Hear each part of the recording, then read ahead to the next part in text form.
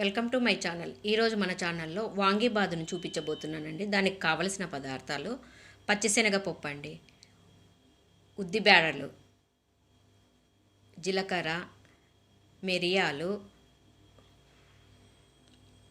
ఇవన్నీ వాంగీబాద్ పొడికండి.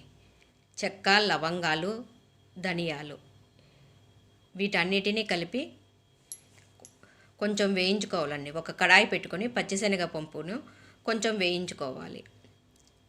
వాంగీబాద్ పొడికి ఇలా అన్నీ వేయించుకుని పొడి చేసుకోవాలండి. కొంచెం వేగిన తర్వాత ఉద్దిపప్పు అండి, ఉద్దిపప్పును కూడా వేసుకొని వేయించుకోవాలి. ఇలా కొంచెం గోల్డెన్ బ్రౌన్ కలర్ వచ్చేంత వరకు వేయించుకోవాలి. వాంగీబాద్ బాగా టేస్ట్గా ఉంటుందండి, చేసుకోండి. ఇప్పుడు వచ్చేది శ్రావణ మాసం నుంచి ఇంకా మనకు పండగలు స్టార్ట్ అవుతాయి కదా. ఇలా ఒక్కొక్కటి నేను చూపిస్తూ ఉంటానని వీడియోని మీరు చేసుకొని పండగలకు సులభంగా ఉంటుందండి.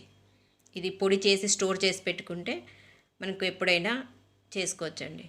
ఇలా చెక్క, లవంగము, మిరియాలు, జీలకర్ర వేసి వేయించుకోవాలండి. మొత్తం అన్నీ వేగిన తర్వాత మనము ఒక ప్లేట్లోకి తీసుకోవాలి. ఇలా ప్లేట్లోకి తీసుకొని చల్లారిన తర్వాత మనము మిక్సీ పట్టుకోవాలండి. ఇది వాంగీబాద్ పౌడర్ ఇలా చేసుకొని స్టోర్ చేసి పెట్టుకోండి. చూడండి, ఈ విధంగా నేను మిక్సీ పట్టి పెట్టుకున్నాను చూడండి. ఈ విధంగా ఇలా పొడి తయారు చేసి పెట్టుకొని మనం స్టోర్ చేసుకోవచ్చండి.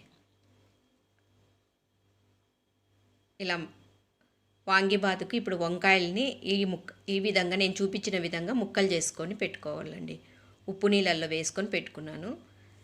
ఇలా వంకాయల్ని ఒక కడాయి పెట్టుకొని నూనె కాగిన తర్వాత ఇలా ముక్కల్ని నూనెలో వేసి వేయించాలండి.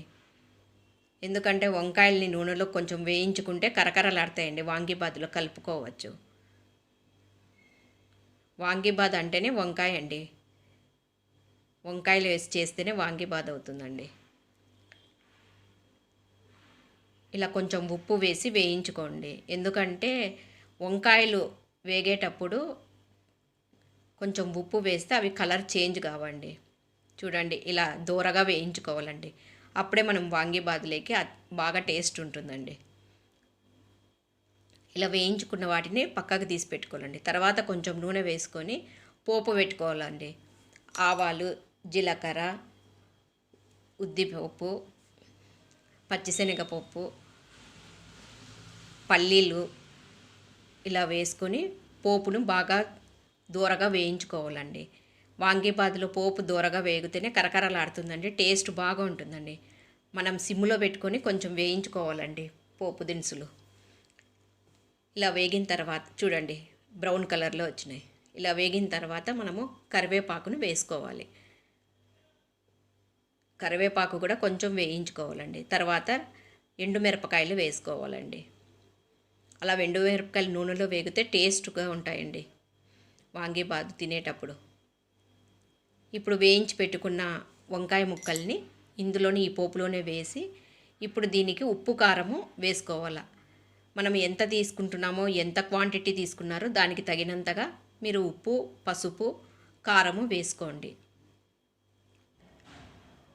ఎందుకంటే మనము పొడిలో మిరియాలు, చెక్క, లవంగాలు వేసినాం కదా, దాన్ని కొంచెం ఘాటుగా ఉంటుంది కాబట్టి మనం ఇక్కడ ఉప్పు, కారాలు చూసి వేసుకోండి. కారము